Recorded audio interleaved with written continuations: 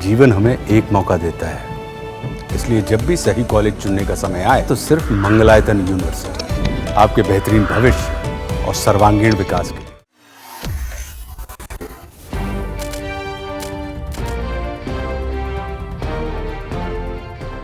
नमस्कार, जजमेंट समझिए माला दीक्षित से कार्यक्रम में आपका स्वागत है।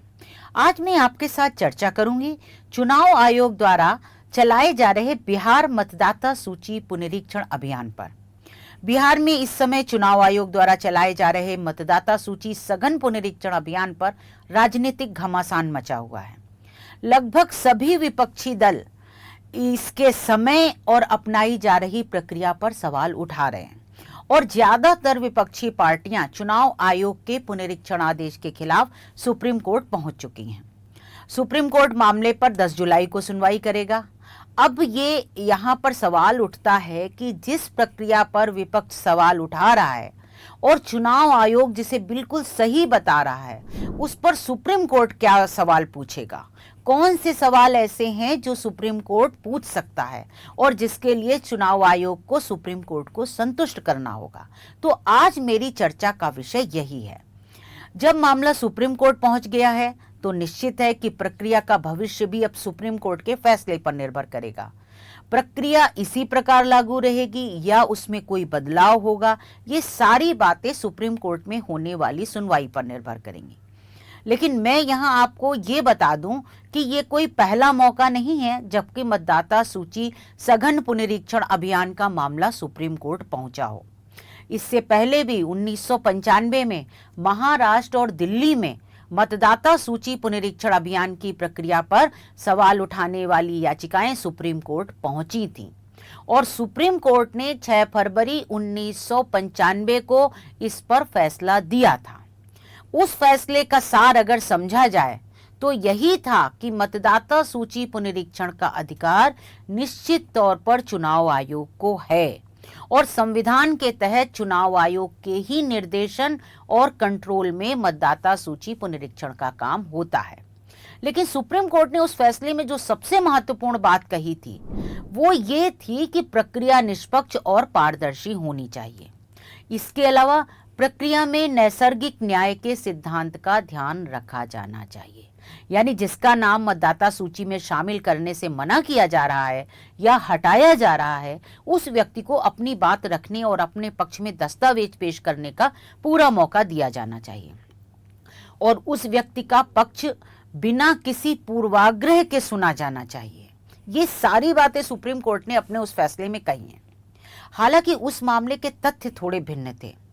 उस मामले में पुलिस सत्यापन कर रही थी कि व्यक्ति भारतीय नागरिक है कि नहीं और पुलिस की रिपोर्ट के आधार पर लोगों को नोटिस भेजा जा रहा था और चुनाव आयोग के अधिकारी उनके तय दस्तावेज देख रहे थे, जबकि बिहार में ये स्थिति नहीं है। यानी वहां पर क्या था, पुलिस की रिपोर्ट थी और उसमें नोटिस भेजा गया था कि आप ये दस्तावेज पेश करिए, आपको माना जा रहा है, ये संदेह है कि आप भारतीय नागरिक नहीं है, तो वो व्यक्ति साबित करे कि हाँ है। और उसके बाद जो पुनरीक्षण कार्यक्रम चल रहा था उसमें चुनाव आयोग के अधिकारी जो थे वो कुछ दस्तावेजों की सूची थी, उसके हिसाब से उसका मिलान कर रहे थे और चीजें जांच परख रहे थे। ये कार्यक्रम चल रहा था। तो वहां जो था वो पुलिस रिपोर्ट थी। तो सुप्रीम कोर्ट ने ये कहा था कि ये कार्रवाई जो है आप पुलिस रिपोर्ट के आधार पर कर रहे हो, उस पर भरोसा कर रहे हो, आपको जो है वो चुनाव आयोग को करना चाहिए। तो ये चीजें थी जो इस मामले में नहीं है। यहाँ स्थित वो नहीं है, यहाँ कोई पुलिस नहीं है। बिहार में जो चल रहा है मतदाता सूची सघन पुनरीक्षण अभियान, उसमें पुलिस का कोई रोल नहीं है। पूरी प्रक्रिया यहाँ चुनाव आयोग ही कर रहा है और उसी के अधिकारी कर रहे हैं और घर घर जाकर के फॉर्म बांटे गए हैं और अब लोगों को दस्तावेज के साथ फॉर्म भरकर जमा करना होगा।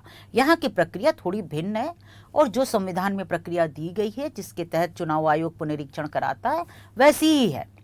तो इस बार जो याचिकाएं सुप्रीम कोर्ट पहुंची हैं और उनमें सुनवाई के दौरान सुप्रीम कोर्ट चुनाव आयोग से अपनाई जा रही प्रक्रिया के बारे में सवाल पूछ सकता है और चुनाव आयोग को सुप्रीम कोर्ट को संतुष्ट करना होगा कि अपनाई जा रही प्रक्रिया पूरी तरह निष्पक्ष और पारदर्शी है और लोगों को पूरा मौका दिया जाएगा अपनी बात रखने का और अपने दस्तावेज पेश करने का। मुझे लगता है कि सुप्रीम कोर्ट में सुनवाई के दौरान यही सवाल जो है, जो मैंने आपको बताया ना कि प्रक्रिया की जो निष्पक्षता और पारदर्शिता और नैसर्गिक न्याय के सिद्धांत का पालन, ये 3 चीजें ही, यही सवाल जो है वो सुप्रीम कोर्ट में सुनवाई के दौरान धुरी हो सकता है, यानी मुख्य हो सकता है, ऐसा मुझे लगता है। मुझे लगता है कि सुप्रीम कोर्ट में जो सुनवाई के दौरान 1995 के फैसले पर भी चर्चा हो सकती है। ये वही फैसले की बात कर रही हूं मैं आपसे जो महाराष्ट्र और दिल्ली के बारे में सुप्रीम कोर्ट ने दिया था। वो फैसला सुप्रीम कोर्ट के 3 न्यायाधीशों की पीठ ने सुनाया था, जो 1995 का था। और फैसला सुनाने वाली पीठ में उस समय जो तत्कालीन चीफ जस्टिस थे AM अहमदी और जस्टिस NP सिंह और जस्टिस सुजाता मनोहर, ये 3 न्यायाधीशों की पीठ थी जिसने वो फैसला दिया था। और उसके बाद फिर से गाइडलाइन तय हुई थी, प्रक्रिया शुरू हुई थी, उस फैसले में ये सारी चीजें थी। तो चुनाव आयोग को अपनाई जा रही प्रक्रिया और मांगे जा रहे दस्तावेजों के बारे में कोर्ट को जरूर संतुष्ट करना होगा कि जो दस्तावेज चुनाव आयोग ने लिस्ट में दिए हैं कि इन्हें दिखाना होगा तब नाम वोटर लिस्ट में शामिल होगा, तो उन दस्तावेजों का चुनाव किस आधार पर किया गया है।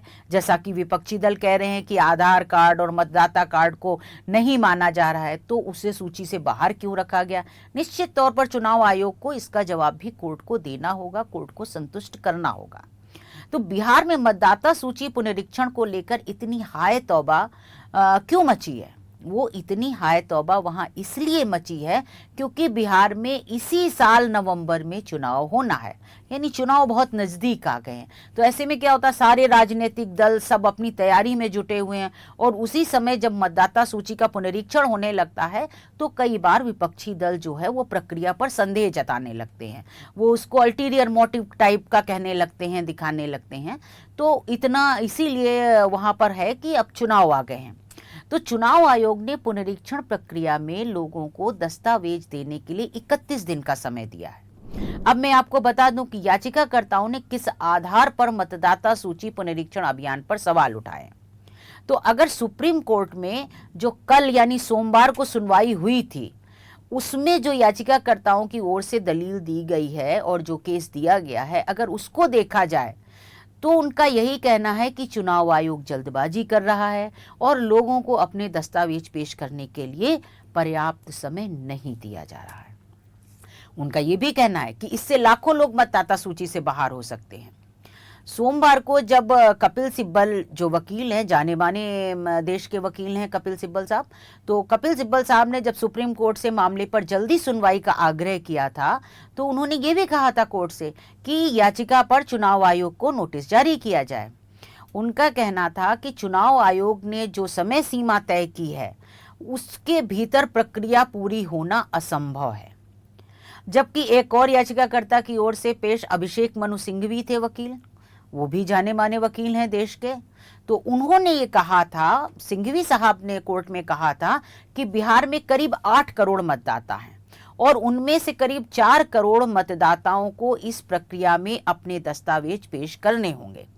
सिंघवी का यह भी कहना था कि समय सीमा बहुत कड़ी है, उसमें 25 जुलाई तक दस्तावेज देने हैं और अगर कोई तब तक दस्तावेज नहीं दे पाता है तो वो बाहर हो जाएगा।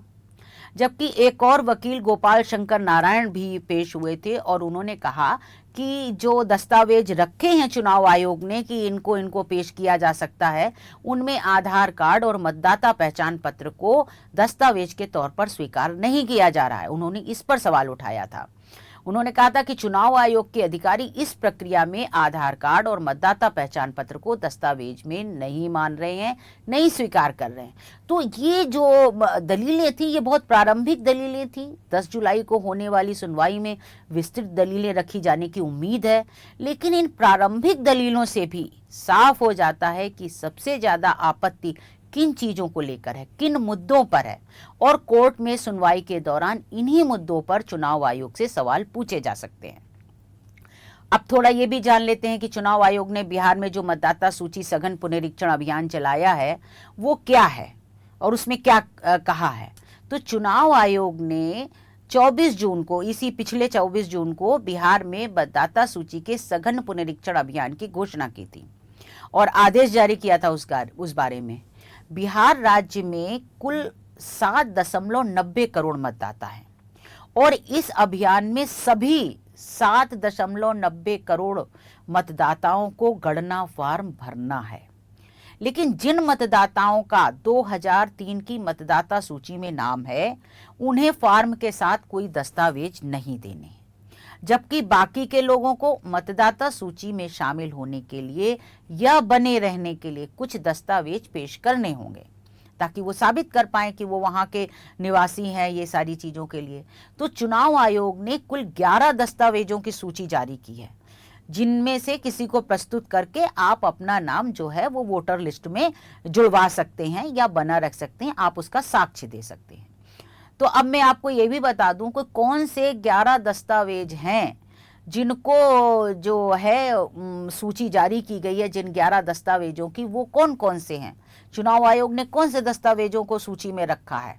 लेकिन ये पहले साफ कर दूं मैं आपको कि आधार कार्ड और मतदाता पहचान पत्र उस सूची में शामिल नहीं है। अब जान लीजिए आपकी 11 कौन से दस्तावेज हैं सूची में जिनको आप पेश कर सकते हैं और अपना नाम वोटर लिस्ट में शामिल करवा सकते हैं उसके आधार पर। तो जो पहला है, टोटल 11 आप देख लीजिएगा, ध्यान से सुनिएगा। 11 दस्तावेज हैं जिनको स्वीकार किया जा सकता है। उनमें सबसे पहला है कि केंद्र या राज्य सरकार या पीएसयू किसी के नियमित कर्मचारी या पेंशन भोगी को जारी किया गया कोई पहचान पत्र या पेंशन भुगतान आदेश।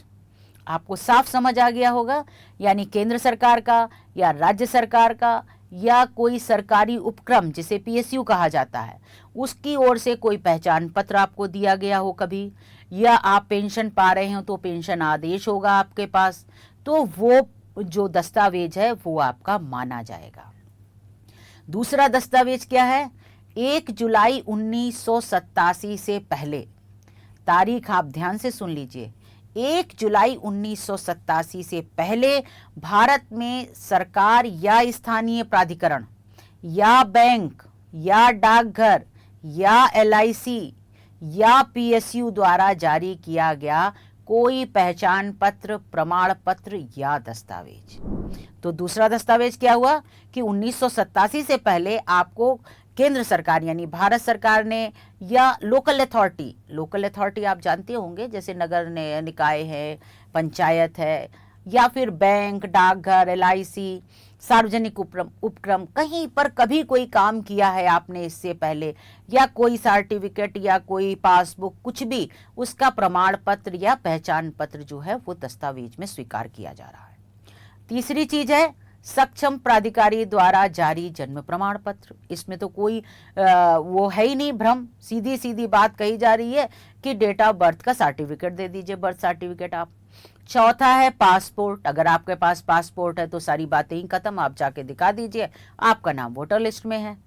इसके बाद अगला दस्तावेज कहा गया है मान्यता प्राप्त बोर्ड, विश्वविद्यालय से जारी मैट्रिकुलेशन या शैक्षणिक प्रमाण पत्र। यानी आपके जो शैक्षणिक प्रमाण पत्र हैं वो विश्वविद्यालय से जारी हुआ हो, या 10वीं का प्रमाण पत्र आपका चलेगा, तो वो जो है आपकी शैक्षणिक योग्यता के जो प्रमाण पत्र हैं आप उनको भी पेश कर सकते हैं। इसके बाद है सक्षम राज्य प्राधिकारी द्वारा जारी किया गया स्थायी निवास प्रमाण पत्र यानी डोमिसाइल सर्टिफिकेट। आप वहां के रहने वाले हैं, आप वहां के स्थायी निवासी हैं, इसका सर्टिफिकेट अगर आप पेश करते हैं तो वो भी मान्य है। इसके बाद है वन अधिकार प्रमाण पत्र।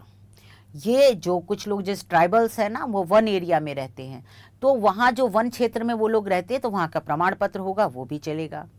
इसके बाद है ओबीसी, एससी, एसटी या सक्षम प्राधिकारी द्वारा जारी किया गया कोई भी जाति प्रमाण पत्र। यानी अगर आपके पास अथॉरिटी की ओर से जारी कोई सक्षम अथॉरिटी है, यानी जिसको अधिकार है जाति प्रमाण पत्र जारी करने का, उस महकमे का, ओबीसी का या एससी एसटी का कोई भी जाति प्रमाण पत्र आपके पास है तो वो स्वीकार किया जाएगा।